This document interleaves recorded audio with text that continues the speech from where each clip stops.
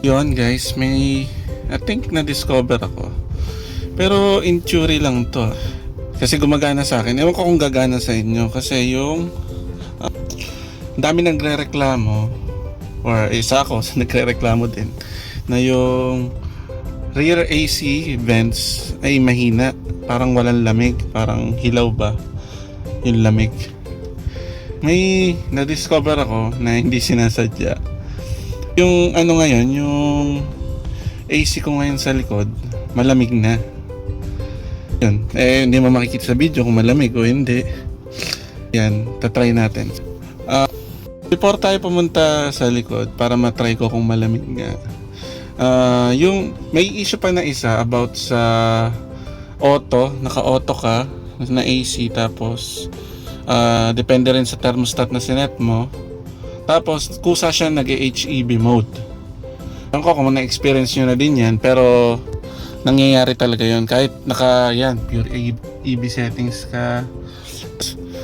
Ang settings mo naman, 23 degrees, 22, 24. Tapos auto, or kahit one lang yung aircon mo, yung airflow.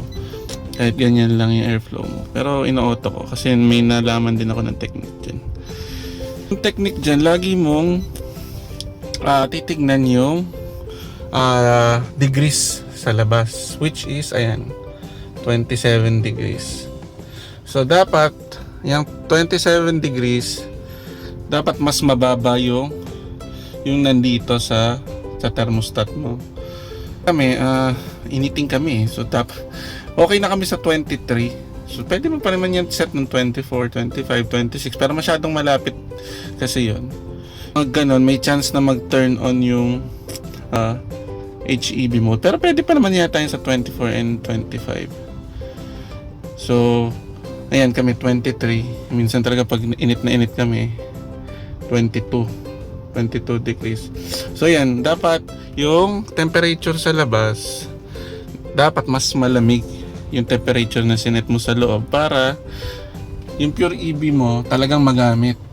Kasi minsan talagang pag na-reach niya na yung pag nagpapares na sila ng labas tsaka loob, nagtuturn on yung HEB mode niya na kahit ayaw mo. So nagsasayang ka ng gas nun. Yun, dapat yung 27 degrees na yan, at lagi kang mas mataas. Lagi kang mas mataas dito sa loob. Balik tayo sa topic kung paano palalamigin yung AC vents. So huwag kayong mag-alala, hindi kayo gagastos ng malaki dito. So trick lang to, gumagana sa akin, sana gumana sa inyo. Ang trick na yon ay nandito rin sa likod. So nandito ako ngayon sa likod. Kung makikita nyo, yan yung AC ko, naka full. Ang technique dyan, huwag nyong papatayin yung AC nyo sa likod. Dapat lagi yung buhay. Kahit patayin na yung makina, dapat buhay pa rin yan. Kasi, di ba, pagka yung mga lumang kotse, mga sinauna, hindi naman luma, mas una dito sa atin, di ba, dapat laging patay ang AC para daw hindi na-stress masyado yung makina, yung starter. Sa atin, tingin ko okay naman kasi hindi naman din nag-i-start yung makina natin pag in-start eh. So, ang parang patay mode mo na lang nagagawin dyan sa AC sa likod, iwawan mo na lang yan. So, yan, naka-1 na siya. Yan, technically, meron pa rin naman yan dito. Diba? Meron naman yan. So, 1 lang yan. Pagpapatay na yung makina para hindi ma-stress nga. Kung ako, pa rin ako na para may stress nga yung sa starter or sa kung ano mang binubuksan pag nag-start yung kotse. So, winawan ko na lang. Ngayon, dahil dyan, nakabukas siya. Tapos, pagka yung hangin na lumalabas ngayon dito sa AC sa likod, lamig na. Ngayon, kahit kahit ipapor ko na lang yan. May lamig na talaga. Hindi nyo naman makikita. Magtitiwala lang kayo. Pero pwede nyo naman i-try. Basta, pagka papatayin nyo na, lagi lang naka-1. Huwag nyo na papatayin. Ayun, tintodo ko. Kasi kakabukas lang eh. Tsaka init na init ako. Pero yan, ramdam ko talaga na malamig. Malamig siya, hindi lang yung parang blower lang talaga. So yun, try nyo din, makagagana sa inyo. Kasi nakailang ano na rin ako eh. Siguro mga ilang araw ko na rin tinatry to. Lagi malamig yung AC, so sana gumana din sa inyo. Baka yan din yung trick sa ating G55 owners. Yan talaga yung dapat natin gawin. So again, ang parang patay na lang dito sa AC sa likod is iwawan nyo na lang to. So pero technically yung sa baba, papatayin nyo pa rin yan syempre bago nyo patayin yung kotse.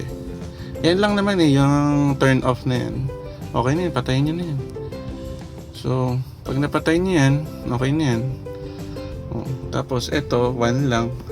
Pag binuhay ulit sa sakyan, buhay na yan, nakaganyan na yan. At least di masyado stress kasi hindi malakas yung blower, di ba? Pagka nakastart na kahit 1 minute, di yan, nakasan yun na. Lakas, di ba? Yan, ramdam ko talaga yung lamig. Ganito yung lamig sa unahan. Hindi na parang blower lang. Kasi di ba yung unahan natin, sobrang lamig talaga yan eh. Yan, hindi to yung AC natin, di ba? Sobrang lamig talaga ng unahan eh. Pero pagdating sa likod, ang init. Di ba mainit? Pero parang hilaw. Pero nung simula nung ginawa ko yung ganyan, ramdam ko na lamig sa likuran. So yun, sana nakatulong. Bye bye.